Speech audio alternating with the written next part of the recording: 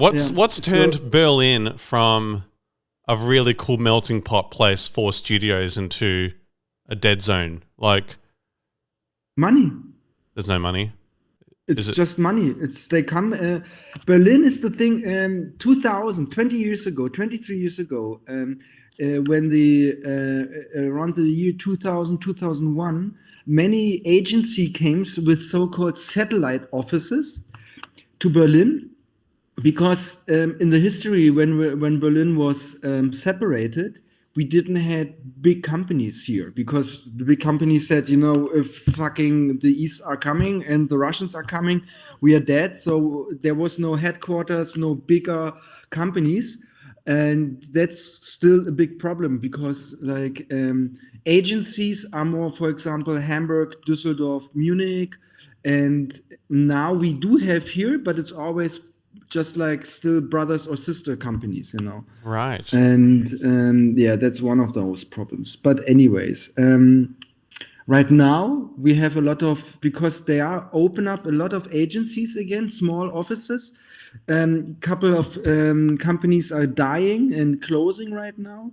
So it's kind of tough. It's pretty tough situation over here, I think, to get jobs. Matthias didn't get any jobs since May. He's freelancing, and his last job was in May. Yeah, right. I've actually been recording for the last 2 minutes because I found what you were talking about very, very interesting. And should we bleep out that guy's name or keep it in? He'll be happy for the mention, I guess. Oh, actually, Yes, he's talking about not having any work, so maybe we'll have to think about blurring it. But yeah, don't worry. Because he's a really talented VFX artist and Houdini master. And of course, Matthias is just, he is basically, he has no time to work because he's so busy being a genius.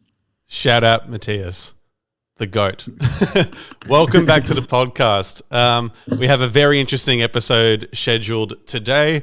We weren't going to talk about the business of Germany, but we just managed to get into that conversation, which is always fun to hear, especially from my end, having seen it briefly and with the crackback from COVID and, what that's done.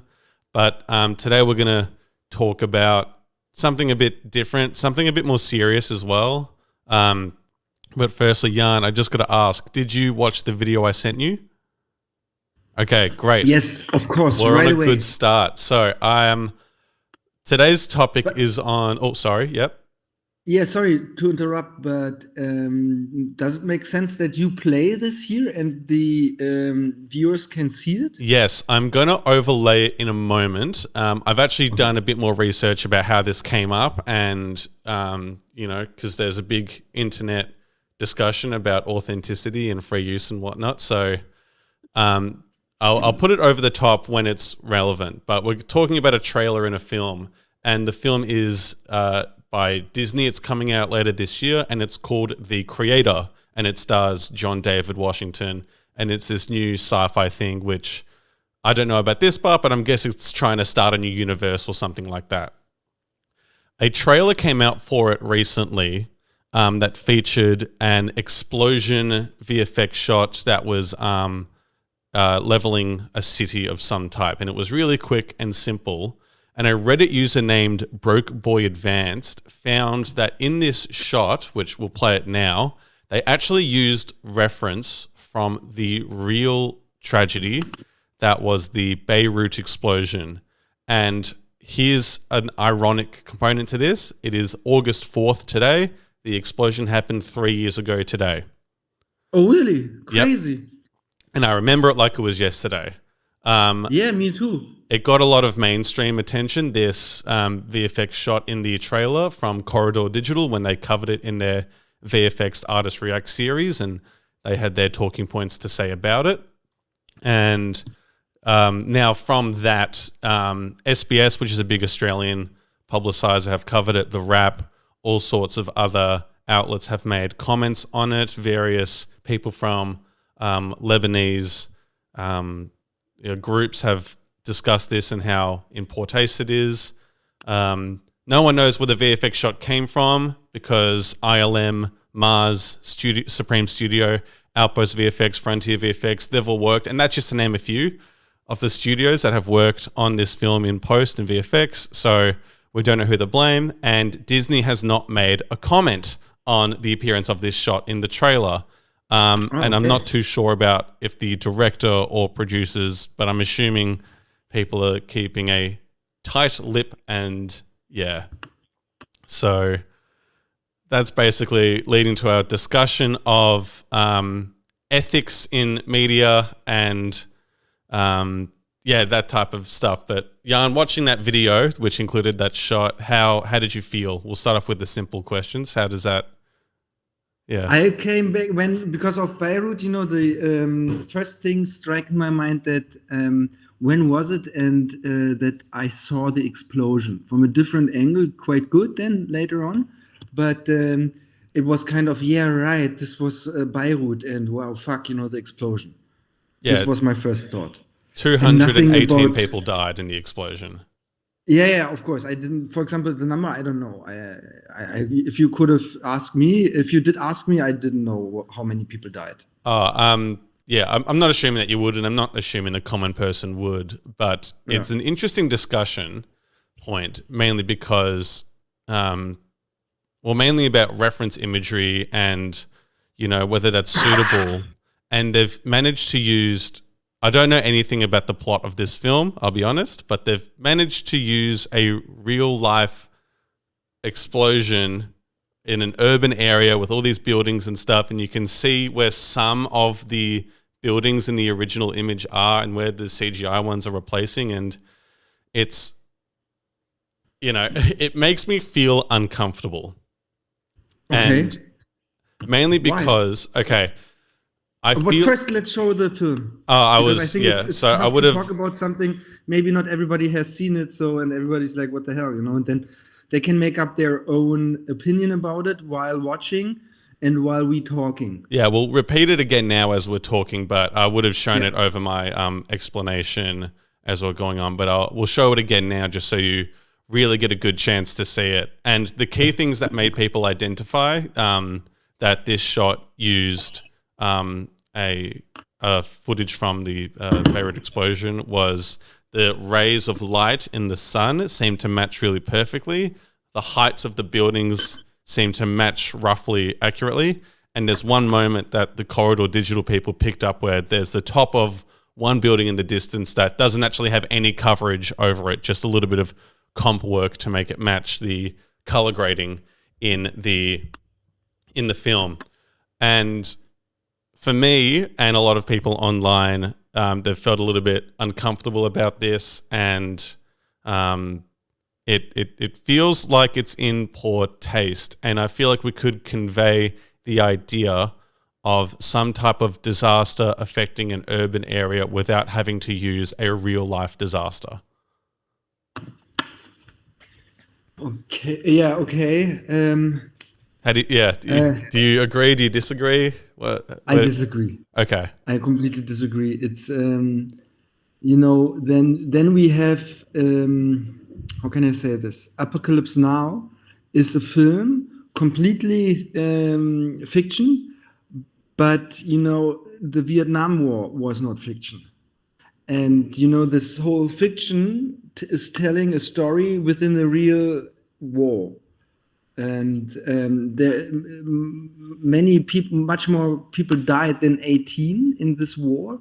And I think 218. Or 218, sorry. And I think the war is something then, of course you say, I take this real pictures and put this VFX shots on top, that's what film does. That's what entertainment does. That what, since the Bible exists, we do have, because there is always something of real events, and the humans make story out of this, and I think it's even a good part that's in there, so people like us can talk about it 3 years later, and Beirut, the explosion, and the 218 people won't get forgotten. I would say that explosion feels out of place in a sci-fi film that they're trying to create and replicate. I don't think there's any relevance. The fact that Apocalypse Now is set during the Vietnam War, where lots of people died. No one's seen the creator, but Apocalypse Now actually focuses on the war and the negative impacts, and doesn't actually paint the American soldier very well during that time. I think because, especially with sci-fi, sci-fi is a tricky genre because, there's very non-human elements involved in it, like, I don't know, space travel, high speed and whatnot, futuristic looking things, not much greenery, metal, plasma weapons, Star Wars type of stuff. There's a distance from what is in modern day society and the modern day world. And that's kind of part of why people like films and TV to begin with, the escapism. We get to see a world that's completely different. But then to use a real tragedy like the Beirut explosion, either as a reference or to put VFX over, we don't actually know whether it's the shot itself then had plastered images over the top. It could have been the case, or whether people use it as reference with, they just introduced the ray of light and a some type of smoke explosion. We don't actually know, so let's not go there. But there's a distance between what happened in Beirut and this sci-fi film that is way further than the distance between the Vietnam War and Apocalypse Now, I would say. Okay, then a different example. How far can humor go? Can I make, as a German, jokes about Jews killed in the concentration camps? Yeah, sure. You know, I would say it's okay. It is a very subjective topic, so I know exactly, and this is the shot too. The explosion. Shall we have a real event where over 200 people died in a science fiction movie? I mean, the thing is that, of course, as a producer, I would say, on one hand, there will be a little shitstorm because we always find good humans who say you can't do that. Of course, the world is huge. And on the other hand, you have some real event connected to a science fiction film, which brings everybody then back to the real event. And maybe the real event makes the science fiction film much more real than, for example, The Matrix or any other sci-fi movie, And there was 20, 30 years ago when we had computer special effects in general coming up, I had a course. There was a course because back then I was working at the film site, Studio Babelsberg. It's like a studio like the Warner Bros, Miramax, like big studios we have here in Berlin. South of Berlin, outside of Berlin, there is this city called Potsdam. And in there is the area called Babelsberg. And Babelsberg was 100 years ago where the Germans started film. Like real film, and they are still the studios. German Hollywood, basically. Exactly. And why am I saying this? Big studios relating exactly. to... Yep. In this FX, back then when I worked there in the end of 90s, they opened up a VFX center. It's FX Center, it was called. And back then they were people coming and telling the people who worked there and not how to produce special effects, but why and when to use them. Yep. Just to put a computer special effect into a movie to have computer special effects doesn't bring anybody anything. It's like, you can do a sci-fi fiction without any computer special effects, and it's really interesting. They did 100 years ago sci-fi films, and we didn't have computer special effects. Nowadays and this is where we talked a lot, and you did all kinds of work for me too back in the middle, is a deep fake. So nowadays, technology-wise, we can fake everything like crazy. The thing is always to fake it or to have an unreal thing. You always go, because you're humans, to reality, and you copy this. Yeah. So on one hand, of course, we can say they needed an explosion in the film, and this was a live event. It was a beautiful explosion. it was a big, heavy explosion. You cannot have this better created. So they probably, maybe someone thought, let's take the pictures of those because it is there. We can use it, and we don't have to create it from scratch. Yeah. It could be one of those decisions. It's tricky. We'll reiterate this a bunch, but we do not know what actually was used, like how the shot was actually created. There's an eerie similarity to a shot that someone got during the explosion, and it was either used as a template, reference, or anything like that. And it's not like real events and real explosions or anything like that haven't been used in film at all. The oldest and longest, do you know the oldest and longest running film franchise in the world? No. Godzilla. Yeah. So Godzilla was created in Japan as an allegory. Do you know what I mean by allegory? No. It's like a metaphor or a representation of allegory. Of how the Japanese people felt about nuclear explosions and power and stuff like that. And because Godzilla's a big monster that eats radiation, that was a big part of it. And that subtext was not actually picked up by the American audience. So when they released trailers for Godzilla, way back when the first one came out, you saw lots of shots of destruction, people in anguish and pain and fear, because that's what a lot of Japanese people felt when the two bombs dropped during World War II. I can't remember when Godzilla came out, 50s, I think, but that was on their mind. But when they released a trailer in America, it was more showing off the monster and be like, Godzilla's attacking, and it was more the action was more important in the trailer to the American audience, but the Japanese audience, it was a movie about the consequences. And action sold in America, consequences sold in Japan. And now it's one of the biggest running franchises ever. And whether the movies are good nowadays is up to you. So that's based on real events. And I'm not too... Whether there was probably reference footage from Nagasaki and Hiroshima that was probably used in the potential creation of some of the destruction that occurs in the original Godzilla. We can't, deny that. And I'm sure real life tragedies have been incorporated into films for as long as possible. And we'll talk about everyone's favorite director, Steven Spielberg, Saving Private Ryan. They used D-Day and showed how horrific it was.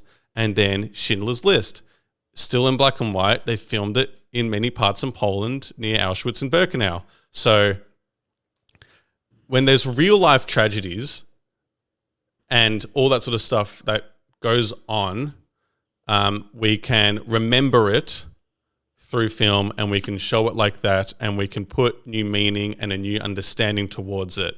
I forget who said it, but if we don't learn from history, we're doomed to repeat it. Or I think it was JFK who may have said that, but it was me. It was Jan. That's right. It was Jan. So I'm comfortable with, if your film is centered around some type of event and then themes beyond it are explored in a sci-fi way or a realistic way, like the two Steven Spielberg examples, that's fine. From what I've gathered from my research, there doesn't seem to be any connection between the Beirut explosion and the creator in its media, its releases, and what we know about. And the film hasn't come out. Neither of us have seen it, so we don't actually know whether Beirut's actually a plot point. It could be. Yeah. Or maybe it's just in there, and it will be just, no one will notice within the movie, because maybe the dialogue, the action scene, whatever, is just taking the whole power of pictures within Beirut away. You know what I mean? It's a little bit like... I had to, while you were talking, I had to think about the Hollywood movie Valkyrie with this unknown actor Tom Cruise. Yeah. And this was a huge discussion in Germany. Because first of all, I mean the Germans, you can sell anything to the Germans and they fucking buy it, and then they complain, Yep. and we even you can. It shows that this whole industry of Hollywood just takes German history away and makes a movie with this, with a super Scientology guy, without. Do you hear this? Yeah, a little bit, but it's all right. Oh, bye, Jan. Yeah, this will go on because I have many construction sites outside. That's okay. But my point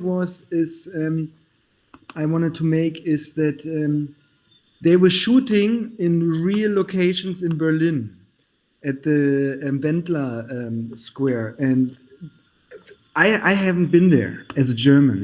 You cannot just walk in there. It's like super protected. It's inside of a ministry, and where the ministerium, Ministry of, I think, Defense is in there in this old building. Yep. And they were, while shooting, they had to had a minute of thoughts, and stuff like silence minute, and no, there are no cameras allowed, like like handies and stuff like that. And they all did this. All those rules they did, the American crew did it, and then the Germans said, yeah, but this is a German thing, It's like, why is Hollywood doing this? Aren't we able to show our own culture, history, all that? Yes, the Germans are not able to do it. That's why an American is coming in. Yeah. It's, you don't show me one street fashion, street art, blog, page, whatever, which is made from a street gangster. It doesn't belong. Kids do this with an academic MBA. And then they do street art stuff. It's Hollywood is doing this because someone in Hollywood is saying, I don't care about the Germans. They're way too slow. They start discussion, arguments the whole time. While we are talking, the Hollywood film is made. Yeah. They don't care. It's like this is the industry, very, very strong, because there's money in there, and there's fame, and people are with fame's the fucking worst. And now with social media, yeah. Exactly, and especially in the industry which is run by the Americans in Hollywood, that's like, this is nothing which like showbiz and really cool and everybody's just celebrating. Fuck that. The people who are success, they wake up at 4:00 in the morning in Hollywood, they train for an hour, some do whatever, and then they go to work, and for example, and this is a business, people like the American producer argues that they make when they produce a film like Valkyrie, it's a huge industry for everybody, down to the people, the runner, the driver, the makeup artist, everybody gets paid. Yeah. The Germans understand this, but they don't pay them. It's like, or not properly. That's why should an American come in here to produce a German film? Yeah, that's and yeah. and or for example, all these what we do have is when we have a not killing, but when you go and make a not killing. Robbing a bank and taking hostages. This was the okay, yep. It's a German event. Stuff happened here in the 70s. And one person died. And who's making the film? Who's writing the book? Is it only then the German, or maybe some Australian guys who did it first? Had the idea. Yeah. And the same is with science fiction. It's even worse. You can create your own world out there, and then you go and have real events. This is the point. What everybody says, you can't do that, right? Yeah. Well, that's the key thing in genre studies, if I remember it correctly. Sci-fi is successful when it's grounded in a reality. It has to have something that you can attach yourself to. Fucking people in black plastic suits with laser swords fighting bearded old wizards who vanish when they die. How is that relatable in any way and stuff like that? And exactly. There's things that are grounded. There's themes of love, good and evil, all sorts of stuff like that. And Star Wars itself, at different points is an allegory about the Vietnam War. George Lucas has said this a lot. He was very disappointed about how the Americans treated the Vietnamese people then.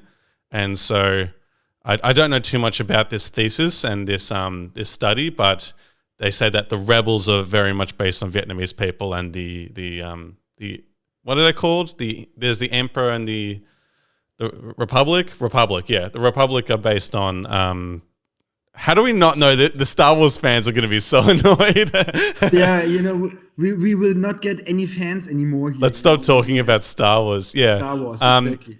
I wanted to ask you, Jan, and this is a pretty heavy question, and I can't believe I haven't gotten to this yet, but a lot of German representation I've seen in films, video games and stuff growing up has been Nazis and evil and stuff like that. And as the most prominent example I can think of, one of my favorite games when I was 14 was Wolfenstein, which is a first-person shooter about the Germans winning World War II and then going to the moon and finding technology.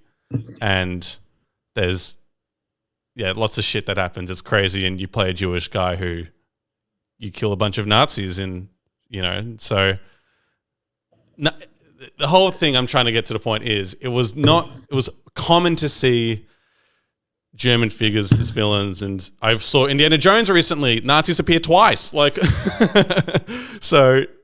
How was that? What's that like for you, and how does that, how do you embrace that? I mean, about this whole Nazi theme, always being the German and always being the bad guy. You talking about? Or the prominence of Nazis in media, I guess. Yeah, I mean, the Nazi is like nowadays equal to the devil. Something really, really bad. So, and nowadays, suddenly we have all over the world Nazis. In the Ukraine, the Russians are fighting in the Ukraine Nazis. What the fuck, when and the Russian Nazis are fighting, they are not Nazis, but they are fighting Nazis from their brothers in the Ukraine. It's completely strange, For German, I have to say, all those motherfuckers out there, I am the original German. We are the original Nazis. Everybody out there, fuck, they are not Nazis. God. This is something really as a German, Plus, I'm a German. I was born in 1974. When you go out in the 1980s, what I remember outside of Germany, the Germans. The Germans are coming. The Germans. We were always the bad ones. Always. I grew up always the bad ones in my history. And it's funny, because somehow the whole world thinks that the German history starts with the Nazis. No. We had a history before that. But this doesn't matter. We fucked it up, So in history, my ancestors, my granddad, he went to war. Both of them went to war because they had to. Yep. To the Second World War, and but my grandparents, they were not in the party of the NSDAP. They were not part of that. But of course, they had to talk and they had to work with Nazis. My grandfather from my mother's side was a butcher, and he had his own company, and he was selling it to everybody. What I heard in the saying of my history, that my grandmother, who was a very tiny but strong woman, always sold at night the rest of the meat to the Jewish people who came. Oh. So this was always something that what's in history, what the people, I don't know if they forgot it or whatever. There were always Germans who. Everybody worked and collaborated with the Nazis because it's a regime. It's like the Putin regime nowadays. If you want to be part of Russia, you got to be in the system of Putin. Yep. Because he did this for over 20 years. Back then, back then it was much easier because you didn't have to control this, you didn't have to control that, you didn't even have to control the fucking TV. Because there were not so many. People went out on the street to watch or in cinemas and stuff like that. So the emphasis, the importance to control the people, was very strong, but easier than nowadays. And I think in history, it's the Germans, because we work this whole thing, especially the West German side, always are working and saying we have a heritage and we have to work on this, Yeah. and we have to be a good example how you can get out of the worst people in the world one of the best. Yeah, yeah. It's And interesting as well because I've mentioned this. I don't know if I mentioned on the podcast, but I actually had a German friend in Australia, and she told me that the generational trauma is like one of the key issues in your society and stuff like that. And it wasn't just about finding an identity post World War One and Two and the wall coming down. There seems to always be a struggle and whatnot going on, but with the constant, TVs and movie and stuff like that with Nazis over and over again, it's like, well, did Indiana Jones do well in Germany? Like, yeah, really? yeah. Okay. Yeah. All right. It's box office hit. The thing is that my generation, we grew up with this. This is at least once a week we hear something about this topic. It was like every day, so everybody gets really tired of that. Let's get over. We can make another podcast about the topic that this is all gone now because the Russians are the new bad people nowadays in our society. And they will stay like that. Because they have over 20 years of Putin regime inside their head. We know this. We have a separation, and it's done over 30 years now. And what do we have after our reunion? The most extreme parts are from the east. And we are when we got the reunion, Germany. Let's talk. We were like around 80 million. Yeah. But we had only 15 million in the east. So there was, we were the majority of Westerns, it's like big. Now our economic system, what people say is because Germany is going down a lot, because we have no clue what we are doing now. It's like just like we have politicians who don't have a plan. Basically, it's like everybody is doing something and just for them, and everybody is like, yeah, let's work together, but me first. And this is not how you work. And this is a big part of not having an identity, not having a culture, not having a history which you are proud of. When I lived in the United States, fuck yeah, I'm a proud American. And you are a proud Australian. You don't find proud Germans. What you want to be proud of, they say. So is it? To make your nation more proud, do you think, I think a good way to help people with that is media, because it's a good way of conveying messages. Do you think having shows and movies where Nazis are the villains over and over and over again is going to help make people feel proud about their nation? Or no. I don't think so. It is definitely part of, and I think it's very important to keep up, to remember this and to know about your history as a nation. But what about the Americans with their civil war? What about all the other countries? Stalin in Russia, who killed I don't know how many 100,000 of Russians in history. They got over it. And what about the French and the British people while being colonized people? They went over it.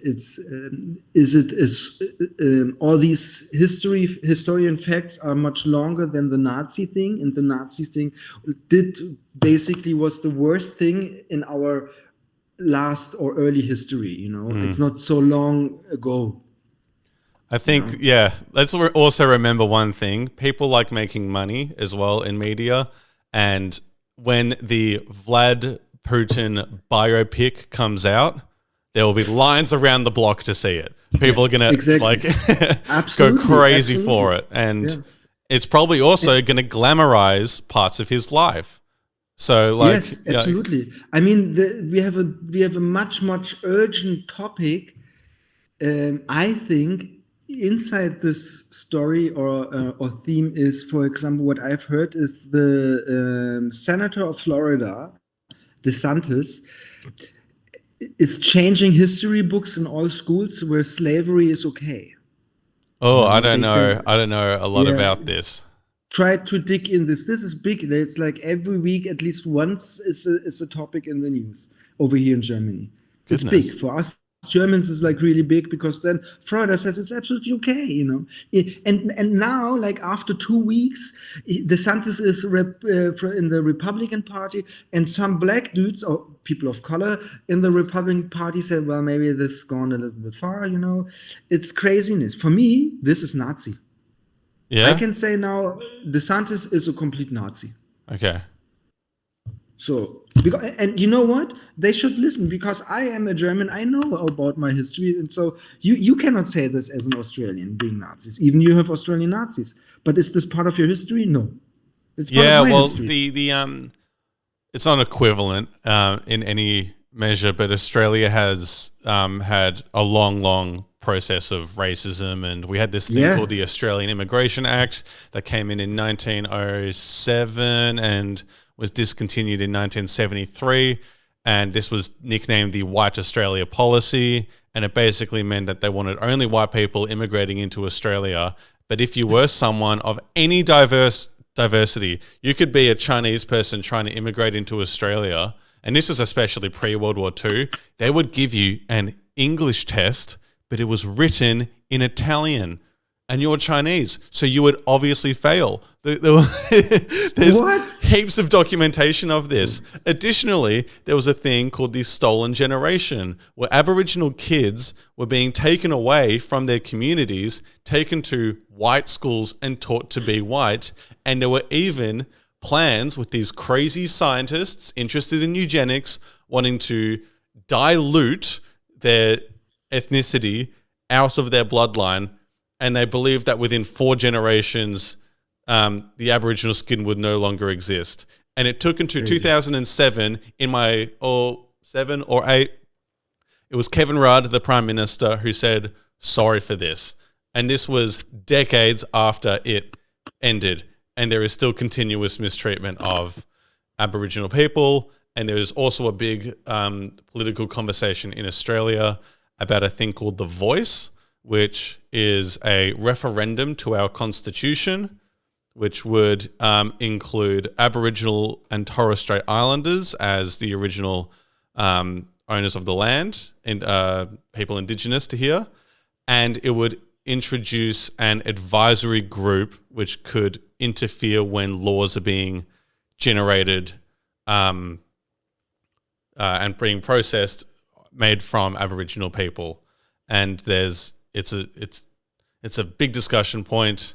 I'm not going to put my 2 cents on it because it's going to deviate from our conversation of media ethics. But Australia, the point is Australia has had its problems too. And there's an Australian movie called Rabbit Proof Fence, which is about two or three girls who escape from the stolen generation, who escape, and it's their trek back to their home, and all these different people investigating them and stuff like that. And it's quite a powerful film there. So that is another example of how we're remembering our history and remembering the impact that this had on people and all those sorts of things. I think to sort of wrap it around and sort of bring it back, we do have an ethical responsibility to show in some way in media, remember tragedies and bad things that occurred, and how we do it in a way that is suitable and we can learn from it further and doesn't actually change it or isn't exploited. Exploiting, I guess, is a really big word I'm looking for. It's like, how do we not exploit history in our media just for dollars and clicks and views and stuff like that? And where's the line? And it is a very subjective thing, of course. Like you said, It's like humor and stand up, you know, who finds what funny. But in terms of media ethics and when it comes to big blockbusters, it's the broadest audience possible. So you actually have to be friendly and cautious of the most amount of people. And so that's where I believe the most amount of ethics need to be considered. I think yes, and I think it's just tough. But the thing is that because it's culture and creativity in this whole thing too, that you will never draw a line or build a wall where you go up and say, "Oh, okay, up to this point, I can step on this red line, but I don't go further." You find this only out when you produce this and you went over it. Yep.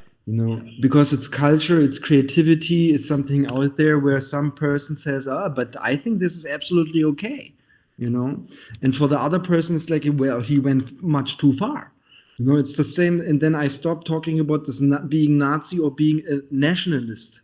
It's a very, very thin line, because being a nationalist is from the bottom line not always bad, because you love your country, and I can show you so many Icelandic nationalists. Basically, every single Icelandic person I have met is a super nationalist. They love their country.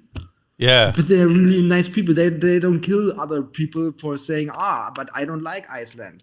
Or I'm a Jewish person and I would love to go on Iceland because I love Iceland. And they wouldn't say, well, you are just a Jewish person. You're not allowed here anymore and we kill you. They don't do this. This is what the Germans did. Yeah. Or some of them.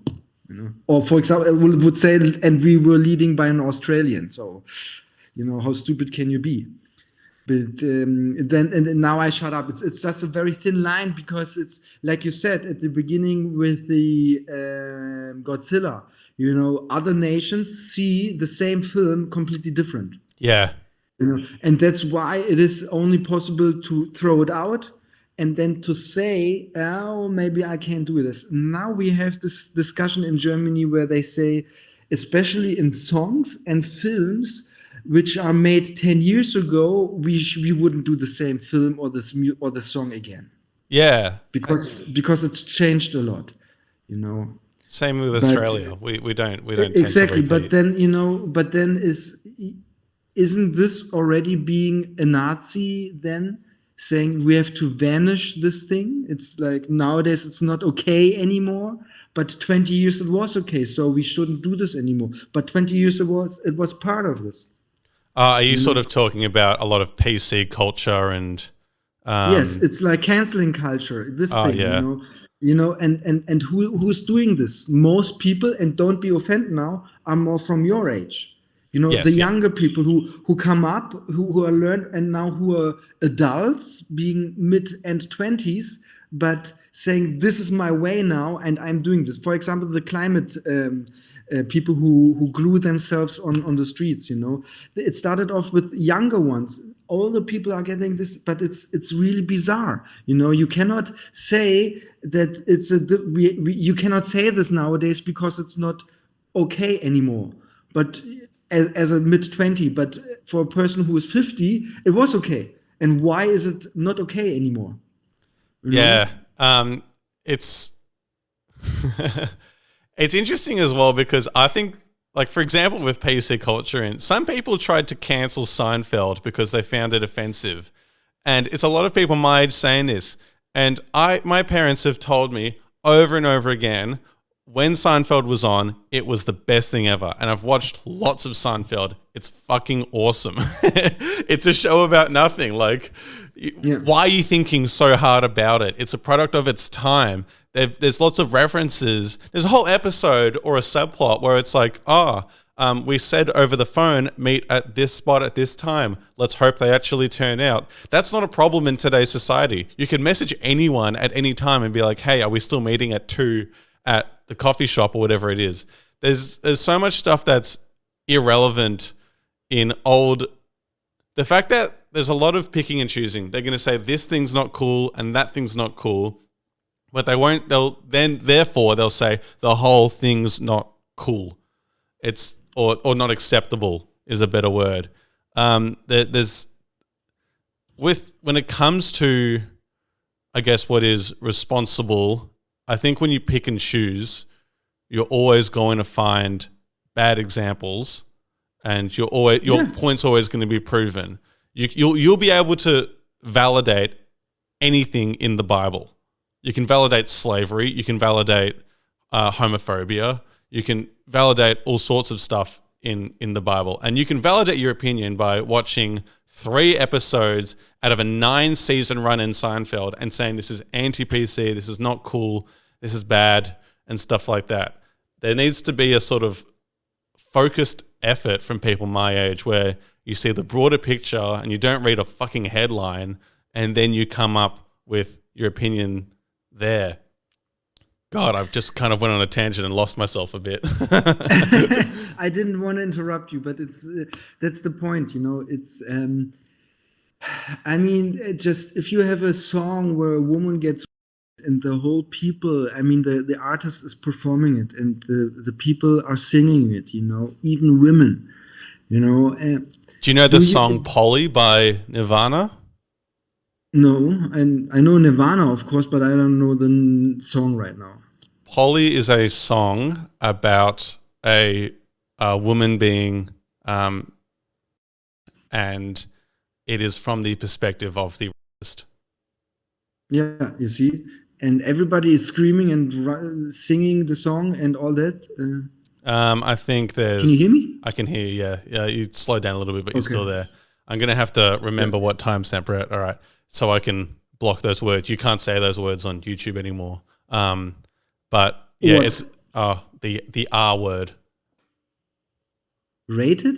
No, it's RAPE. You can't say that word or okay. Or yeah, stop saying it. I have to blur it out. Okay. It's a sort of soft, somber song, but it's like people get into it. And it doesn't go away. Yeah. Just by not saying it, no one stops being people. Yeah. And that's the thing, Yeah, I want to hear beep, beep, beep, beep, beep, yeah. And take these beeps. I can make different beeps. Beep, beep, beep, beep, beep. Oh, great. So thanks, Jan. I'm the one who edits this. And so how about instead of focusing on ethics, how about you focus on the editor, and what they have to go through? You told me I just have to appear on screen. And you're right. I did tell you that. I did tell you that. Yeah. In the show notes, we should have a meeting about that. No, it is a thin line, and it's very tough. Absolutely, no saying. But just saying, okay, don't go there is the wrong way, I always say. Yeah, it has to be talked about. It has to be like this, especially with kids, and I'm a crazy person, I mean, I lived in New York City when I'm mid-20. I was going crazy, my parents, they said, what the fuck, they didn't even know what I'm doing there, and when I was 18, I was like huge big guy, and they thought I'm a hooligan, but I wasn't, I've never been in fights, it's but it's I mean, then even nowadays Hollywood, the mafia films, all those bad films where those thrillers, did we all become now intelligent agents and fighting or whatever? No, it's just a genre we like to watch, the thriller, but this doesn't make, of course it, and I think it's much complicated to talk about it. Instead of not doing this, not showing beautiful women, just by hiding them, because you have to cover a woman nowadays. I think, it doesn't get worse when you look at them. Some people say they have to cover because if you watch a woman, you get sick of her. It's like not my, that's why they have to hide themselves. Stuff like that. It's really bizarre. Yeah, it's one part of saying, because then if you're not hiding the woman outside, she will get looked at so many men that the beauty of her gets. That's why you have to cut it. Timestamp. Yeah. You know, Yeah, I and think and things. at least I would say, so it's out there from my end. It's like we shouldn't avoid controversial or disturbing things. We should talk about it. And I'm quite a And we should. fan of stand up comics who have the approach of stand up comedy is actually a great place to um, push the boundary on what's acceptable and what's Yeah. not acceptable. Whether a mass releasing Disney film with a multi-million-dollar budget should include a Beirut explosion as a potential conversation piece about implying realistic tragedies into film. Whether that's in poor taste, I think so, probably. How it was actually used, and I'm actually going to wager a bet with you, and it's going to be that shot is not going to be in the final film. They're not going to say, they're not going to do a public thing. They're not going to address it. They're not going to do anything. It's just not going to be in the final film. Okay, but then let's shout out to our beautiful and smart audience. Let's try to hunt them down and let's try to get one of those guys who was dealing with this shot or with this production somehow, even on a written email when you have to write it because you're the better English speaking person than me. But I can read it if you want here in front of everybody if we have a statement from the production company or something like that. Let's try to hunt them down and find maybe they even jump on a podcast with us again. Break your NDA and tell us what happened. Exactly. No, it's but maybe this is it because I think this is exactly right that we are doing this. Two people from different continents, culture, and of course you're very similar, but at least we are different time zones and all that, and different age, and I think this is exactly the nice part of our podcast is that if we are talking about these kind of topics, of course I'm not right, you're not always right, there's not right and wrong, but there's maybe a difference where we say, okay, at least I understand him, I do understand the argument, or the fact what he is bringing. This is something important. And then, of course, I walk over a street light which is red, but I don't do this when I'm with my kids, because I don't want them to run over and to get run over by a car. You cross red lights in Berlin, that is ballsy. That's actually more of a Munich thing. They say the stereotype in Germany is that, they're all proper and that they follow the rules and stuff like that. Yes. And for the most part they do. But one of the big things was it's like, don't jaywalk. That's what it's called when you cross when it's at a random point and whatnot. And yeah, they told me that don't jaywalk or do anything like that. But I would say people do it all the time. So yes. But the funny thing, did I tell you the story about when they did this in front of my son? No. No, little excursion. I was standing on a street light, and it's a big street. So you have in the middle you have a little island, and then you can walk again. And my son, me, and another man were standing on the street light, and it was red.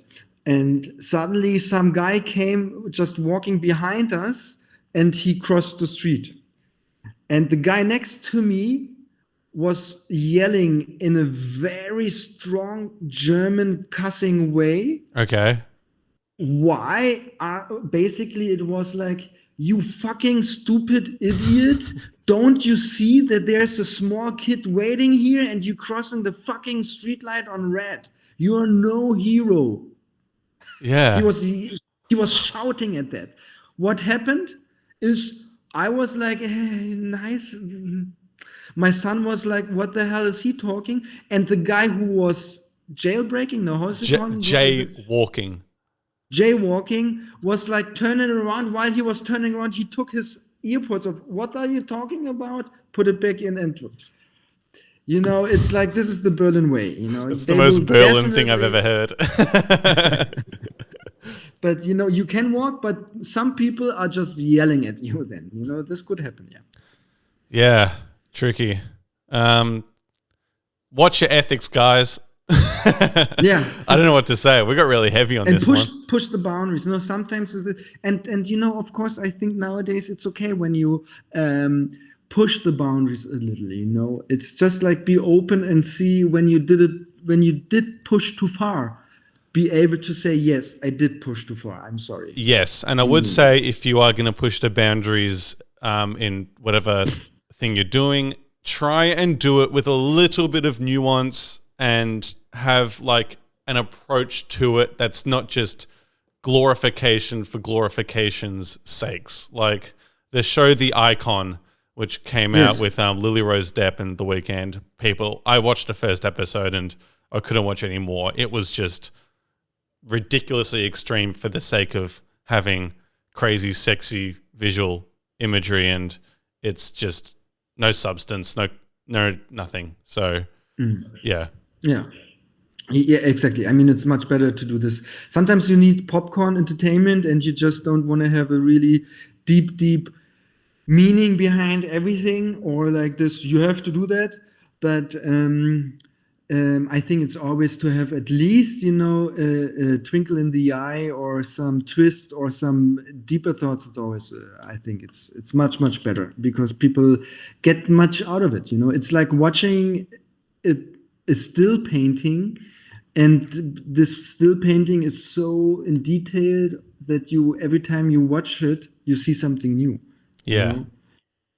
And it's possible. I can't do this, what's behind me, but it took me a couple of years to discover, because it's just saying poet the whole time. That's the artist's name. Yeah, right. Poet. And you see this over here, you can see it. Poet. Oh yeah, I actually have just noticed it now. I can't believe it. We've done 10. Not only have we done 10 podcasts, but when I was working for Jan and you'd be working from home, that was the background. Yeah. Exactly. So for months you have seen it, and no one discovered this. I was once in a meeting when we did start with COVID and having working from home. It took like I was in an agency, a creative agency, and this was my place. It didn't change. And I had on this side a lamp. A lamp was standing here, and this lamp is made by a very well-known guy in design. Yep.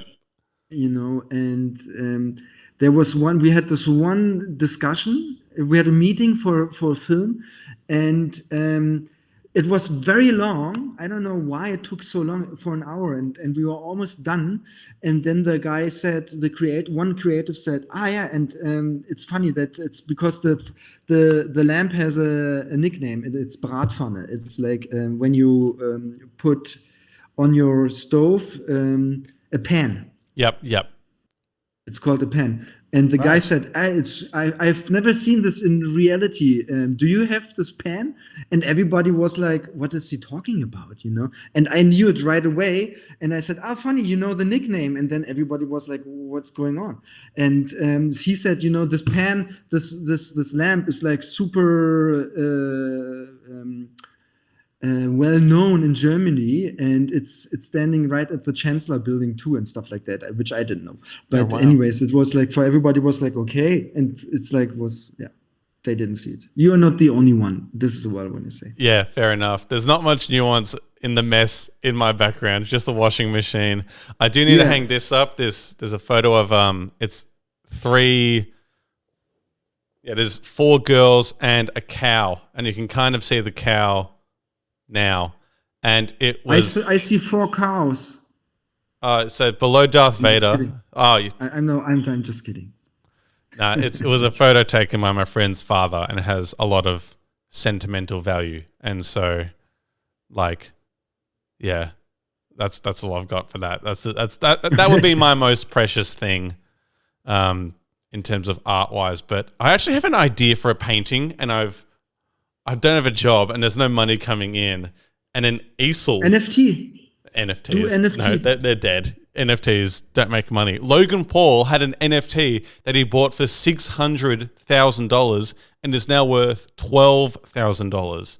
There's no money in NFTs. And It's scamming. Crazy. I'll make more YouTube channels actually with AI content. And do you know what? I'll say it on the podcast now. We've hit an hour, and so this is a nice little bit. I want to do another media experiment over the course of 30 days, just because I've now got a taste for them. And I mentioned my 2 ideas with Jan, but the one he likes the most is me setting up online affiliate marketing businesses, where it's like selling digital assets and other stupid shit. And it mainly comes from a disliking of those, and how people are saying you can make heaps of money. And I'm like, my hypothesis is I'm not going to make much money. And I want to show you that what you're doing is actually stupid and a bit. Go ahead. Oh, okay.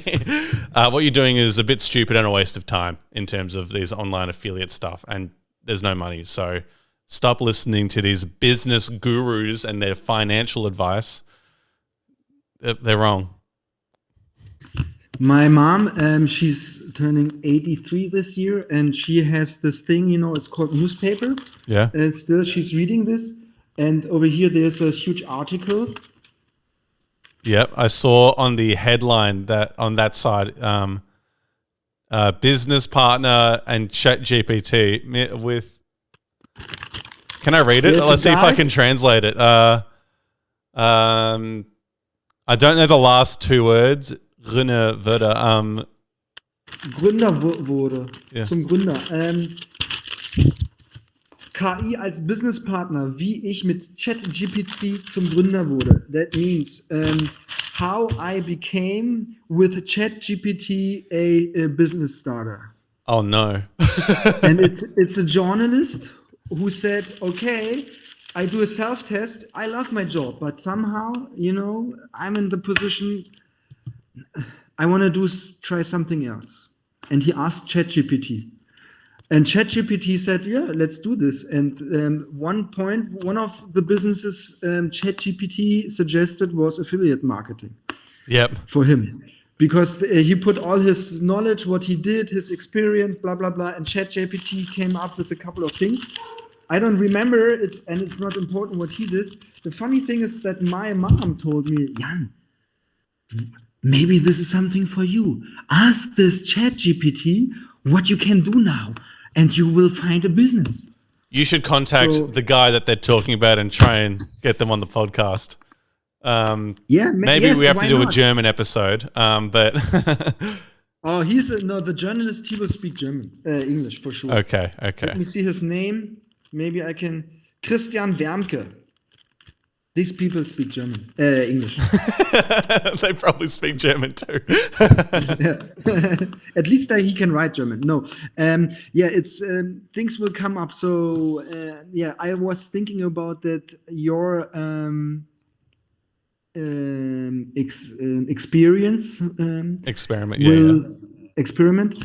And I was thinking about this. I'm just leaving for Fuerteventura tomorrow for 1 week, and when I come back, I will start this. I thought, and I want to do this with you. Maybe it really makes sense either to start something new with this whole thing, or maybe to underline your experiment, what you're doing. I don't know. When you said I ran into this problem, maybe we can solve it or try to solve it with this idea.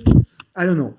There's something. I just think we're too late to it, because when you look at an Etsy shop where they sell art or day planners and you see 17,000 orders or whatever it is, and they've charged $20, that's already happened. And people are saying you can do this now and make this much money. And they don't say that this shop has been up for 12 years or whatever it may be. There's just so much misinformation and misdirection, and it's cruel, if I'm honest, with how you can inspire people to make all this money when the most realistic outcome is that it won't actually do anything, and this trend that they're saying catch is passing because it's reached the masses.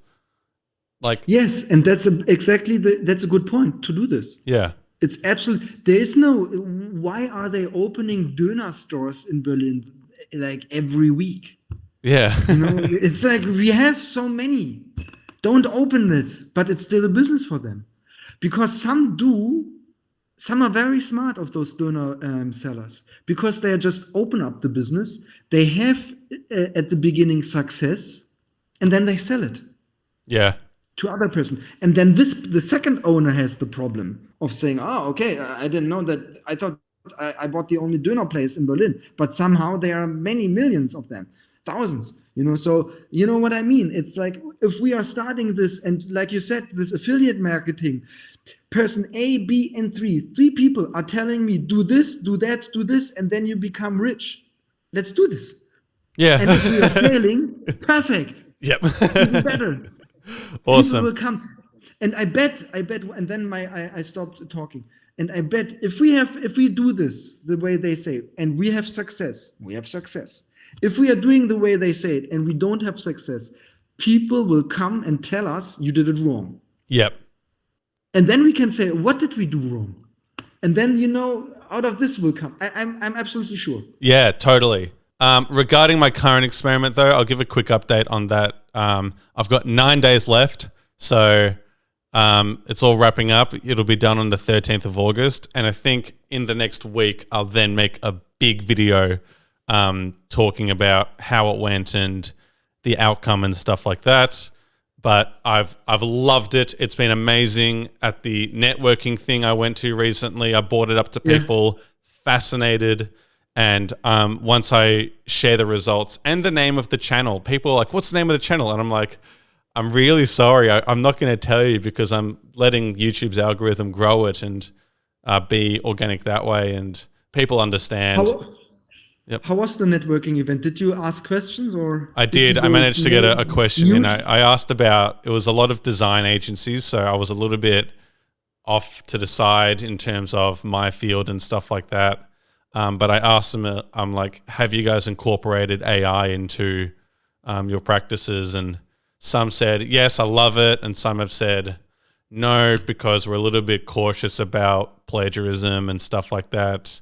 But there was one of the speakers in particular was very, very interested in it and a lot of the components there. And I've got his email now, and we'll start a little bit of a chain. So, did you speak in the mic?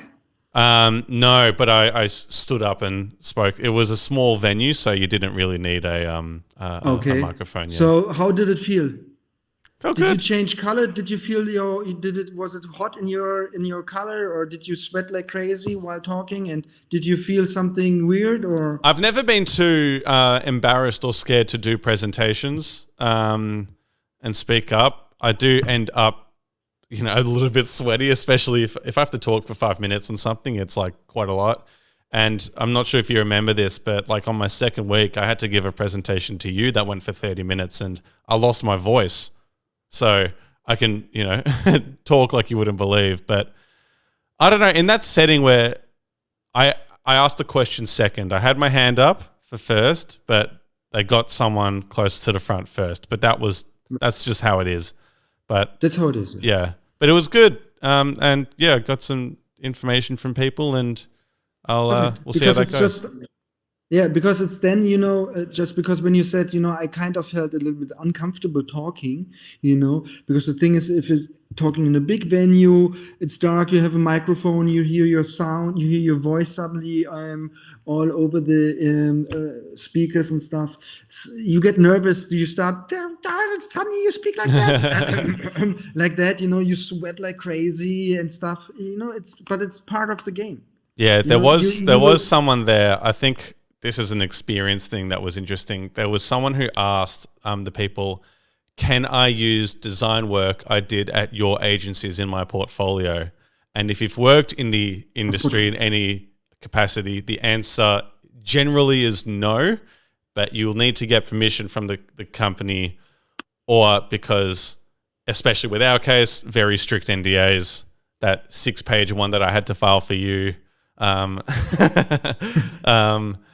There's lots of, but so people are at very different levels, and there was a lot of more like artistic design people who had sketches and could draw, and I'm coming from someone who wants to be a producer and had done videography, so that's what was the main awkward bit for me, where I was not in the same field as everyone. Yeah, you were the colored dog because you were kind of strange. Sure, I was that. No, but it's important to share because if you start, you in those networking events, you get better and better. And sometimes it's a lot of networking first, but it's like step by step by step. And I think it's very important for you to go through there, to have these people, because maybe you will start, and then when you open up, you will, and like you said, you have no email contacts and stuff, and people will remember you. And then when you are with your experience next week done and you go public and all this, maybe we have the next podcast from us is about your experience, because it's done, your experiment, not experience, experiment. It's done, it's over, let's talk about this, then let's find maybe a way to do this from my side or whatever, and to keep it growing and to tell about it, to talk about it, that it's growing and stuff. And then eventually people will definitely come to you and say, listen, blah blah blah, or something new, or some other networking events will push you again with this product or ideas or whatever. Yeah, I think in 2.5 weeks, we can expect a video out about this. So maybe in 2 or 3 podcasts, I'll really talk about it and go in depth. But that's absolutely on the plan, and we can absolutely give affiliate marketing a crack to see. I think so. Let's do this. Let's open up a really nice page, maybe in nothing big, and let's start with this affiliate marketing. Well, I want to try different things, because there's AI art that then people are using on Etsy and then selling, but then they're connecting other services that can print and ship and stuff like that. There's things where there's other products that exist, and then you just get your link, and if people open your link and buy that, you get commission. There's all sorts of different ones, and mostly bullshit. This is diabolical. I can't believe someone made this video. I'll have to find it and send it to you. He found a service, a ChatGPT variant thing, that could write a book, and was saying, get AI to write a horror book and sell it on Amazon. And I wanted to fucking explode, because that's ridiculous. But people know this will be there will be the genre in books created by AI. Let's do it. Films created by AI. Of course. Then we have hybrids, and then we will have like humans, and then we have films, music, which is done in studios, no AI at all. And this will be part of it, and this will be marked, and this will be done. But I think let's do this. Let's talk about products. Let's find a ChatGPT who's writing a horror book. Let's find your film book to finish this. Let's find maybe my products. Because I have thought of products, and let's go for it. It's really simple stuff. And I think it's very. We can make a living out of that. Hell yeah. Let's do it. What a crazy podcast. Yes, exactly. It's always over an hour, because I feel now I have to go pee, because every time, the old men have to pee at least once an hour. Fair enough. I have to pee too, actually. So let's wrap it up here. Thanks, everyone, for listening to this wild ride. A lot of emotions, lots of business prospects. Too many Nazis. Get rid of them. Anyway, thanks, everyone. See you next week. Bye. Ciao, Joe.